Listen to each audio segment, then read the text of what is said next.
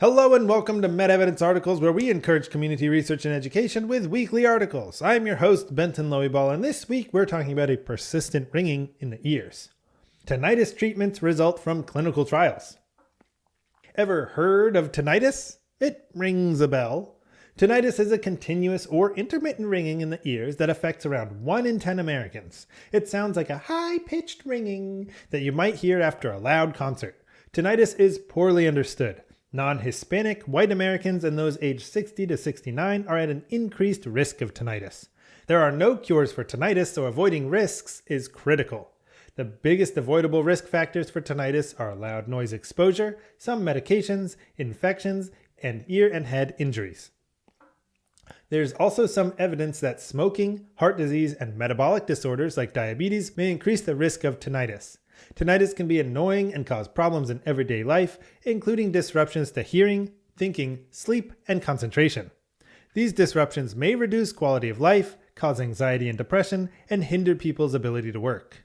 Researchers think that tinnitus is the result of the body responding incorrectly to hearing loss. Scientists don't know exactly which parts of the brain cause tinnitus, but they have chimed in with a few possible areas. The cochlea is the part of the inner ear where the outer and inner hair cells turn sound into electrical signals in the brain. The outer hair cells are more vulnerable to damage and may take months to repair, if ever. Without outer hair cells, the inner hair cells may fire, even without sound, causing a ringing noise. Other parts of the brain may cause tinnitus in a similar manner. When hearing loss causes decreased nerve activity from the ears, parts of the brain that amplify or interpret the signals may overcompensate in an attempt to boost the signal, causing us to experience a sound that isn't there. Science has not yet discovered a cure for tinnitus, so all treatments aim to lessen symptoms. This is in spite of numerous clinical studies which have looked for drug, behavioral, and device-based solutions.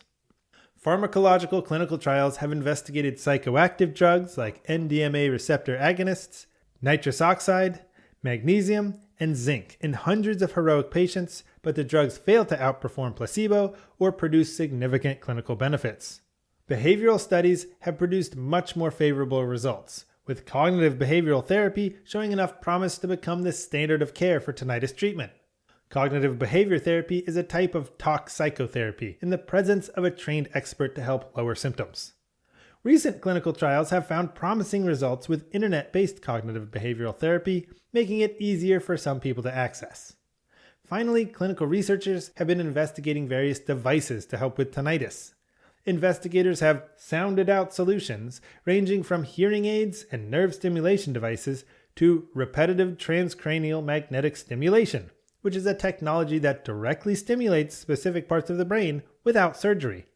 The first and so far only device to be approved by the FDA is the Linear from a company called Neuromod Devices, which matches an electrical signal on the tongue with headphone-delivered tones in an attempt to retrain the brain. With the help of clinical trials, this success might also ring true for other tinnitus research. Look for tinnitus research studies enrolling near you at clinicaltrials.gov.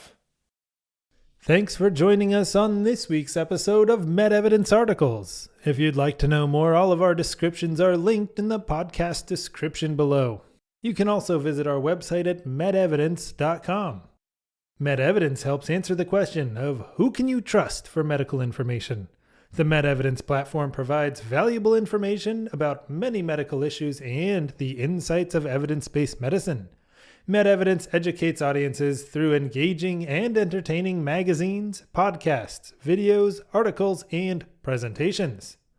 We strive to bring together diverse voices of top-level medical professionals, researchers, and experts to provide unique and engaging content that uncovers the truth behind the data. For more great content, including discussions by physicians and subject matter experts, check out the MedEvidence podcast. My name is Benton, and we'll see you next week.